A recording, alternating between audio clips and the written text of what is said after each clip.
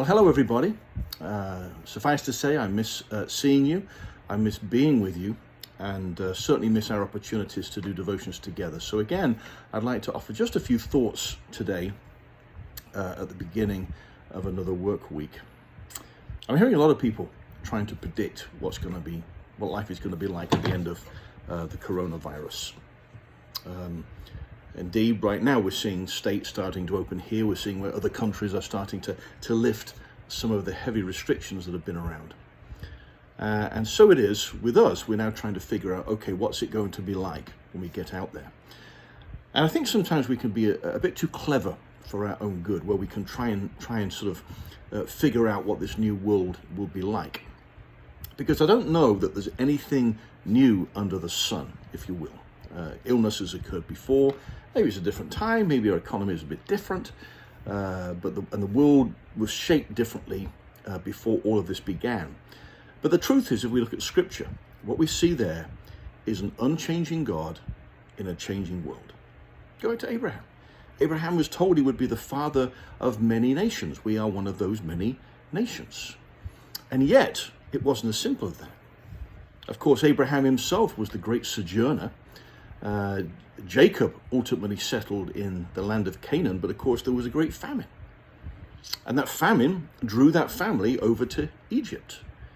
And there, the nation of Israel grew, not in Canaan, but it grew in Egypt. And of course there was great captivity as they were slaves to the Egyptians. Then of course we know all about the Passover and all the plagues and the Exodus, this incredible Exodus before they again got back to the Canaan and settled in the land that God had promised all those years before to their father Abraham. All these changes going on. And then they go through this period of the Judges, when people saw what was right in their own eyes, and time and again they would succumb to the countries that surrounded them before God remembered them in their calling and in their plight, and God would give them victory. And of course this was very cyclical, and we see that through Judges. Again, changing, continually going on. Then there's the establishment of the monarchy. Saul, David, Solomon, all that leading to what became a divided kingdom. You had Israel on the north, Judah on the south. And it was, again, just great change, great uncertainty going on for all of these people. Worse was to come. In 720, the Assyrians came in and overtook brutally Israel. The southern kingdom was conquered in 586 AD by the Babylonians, and there was an exile that went on. Again, great uncertainty, until eventually, of course, the remnant returned. And then you go to the New Testament, and immediately the New Testament starts out with the Romans ruling the roost, and again a time of great uncertainty and great difficulty. And then as we look through Scripture, we frequently see issues of sickness and pestilence. We see evil spirits. All these things are going on. In fact, leprosy was the great disease that Jesus often dealt with in the New Testament. And all of these things are part of the story of God. The unchanging God in an ever-changing world. And perhaps our concern should be less about what the world will look like beyond this, and more about making sure we're reliant on God in the midst of all of these things, believing that on the other side of this, he will still be there doing what God does, because he's an unchanging God in an ever-changing world. So friends, be encouraged. Know that God is in control.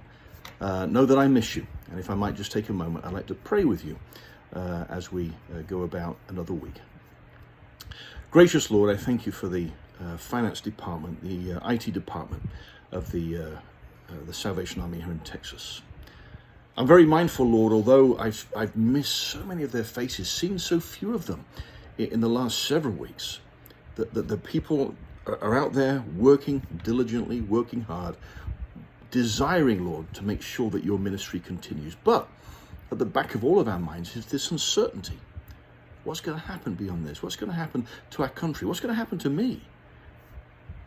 Lord, help us to remember that through all of this, you're still there. You were there at the beginning of this, you're there through all of this, you will be there at the other end of this. And as much as things might change, and even our world might change, Help us to remember, Lord, that despite all those things, you are our unchanging God. So may we put our rest on you. For anyone who's struggling right now in any way, whether it be through illness, whether it be, Heavenly Father, through anxiety, whether it be through a family member. And I think of my own father-in-law, who this morning, even as I pray this prayer, is having very significant surgery. I just pray, Lord, that you'll be with each one of us with our concerns. And again, Lord, that we are bringing these things to you. So continue to bless our ministry and bless our work. And may we put our absolute trust and faith in you now and always. In Jesus' name I pray. Amen. God bless you, friends.